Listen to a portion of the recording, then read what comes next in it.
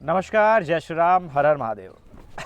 पश्चिम बंगाल के अंदर एसआईआर हो रहा है और एसआईआर कितना सफल है कितना असफल है इसकी एक झलकी इस तरह से बताऊं मैं कि पश्चिम बंगाल के हिंदू समाज के लोग तो बहुत स्वागत कर रहे हैं कि भाई होना चाहिए एसआईआर, बहुत अच्छे से हो जाए।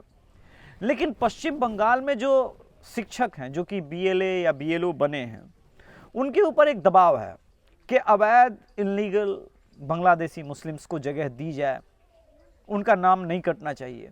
और इसी दबाव में वहाँ के शिक्षक जी रहे हैं। एक सेकंड के लिए हम राजनीति को हटा के उनके जीवन के भी बारे में सोचें, उनका भी अपना परिवार है। एक समाचार आया जिसमें कहा गया कि भाई एक एसआईआर के चक्कर में एक शिक्षक ने आत्महत्या कर ली। क्योंकि दबाव है कि अवैध बांग्लादेशी मुसलमानों का नाम नहीं कटना चाहिए। जिस प्रकार से आप स्टेशन पर भीड़ देख रहे हैं, जिस प्रकार से बांग्लादेशी मुस्लिम भाग रहे हैं, जो प्रोसेस हो रहा है डिटेक्ट करने का कि पहले डिटेक्ट करेंगे, फिर डिलीट करेंगे, फिर डिपोर्ट करेंगे, पर इन सब से अलग एक मूल प्रश्न यहाँ पर पश्चिम बंगाल के संदर्भ में होता है कि भाई क्या चल रहा है। तो जो चल रहा है उसके बारे में हम समझते हैं। देखिए, सबसे पहले तो अगर आपको बंगाल के अंदर, पश्चिम बंगाल के अंदर फ्री एंड फेयर इलेक्शन कराना हो या उस प्रोसेस के लिए भी जाना है तो टीएमसी की गुंडागर्दी जो है उस पर लगाम लगानी होगी। और क्या वहां का पुलिस विभाग इतना सक्षम है? वो तो नहीं है, वो हम सब जानते हैं सक्षम है। एक बार तो डीवाई चंद्रचूड़ साहब जब सुप्रीम कोर्ट के जज थे तभी उन्होंने कह दिया कि बंगाल में कम से कम इस वक्त तो डेमोक्रेसी नजर नहीं आती।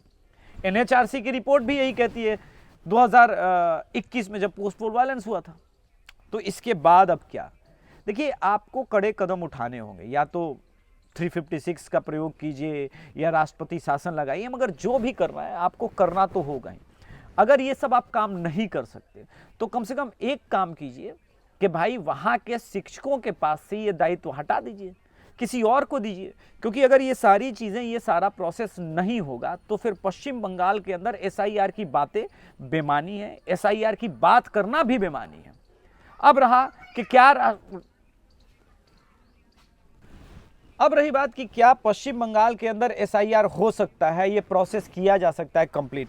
देखिए, हो जरूर सकता है, मगर आपको कड़े कदम उठाने होंगे, राष्ट्रपति शासन तक पहुंचना होगा। क्योंकि तृणमूल कांग्रेस के अंदर सिर्फ उनका कैडर नहीं है। मैं एक बात बताना चाहता हूं जो कि नॉर्दर्न इंडिया में लोग रह रहे हैं और उन्हें पता नहीं है।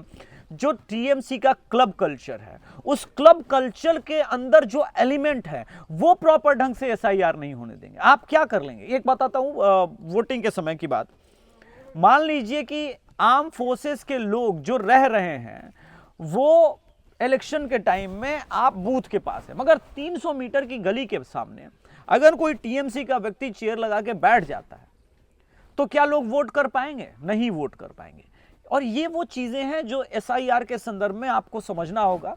और ये मैं बार बार कह रहा हूं, अगर पश्चिम बंगाल के अंदर आप फ्री एंड फेयर इलेक्शन कराना चाहते हैं और पश्चिम बंगाल जीतना चाहते हैं तो पश्चिम बंगाल जीतने की जो कि आवाज़ है वो शुरू होती है एसआईआर से। और एसआईआर अच्छे से होना चाहिए और इसके लिए आपको 2-3 बातें समझनी पड़ेगी।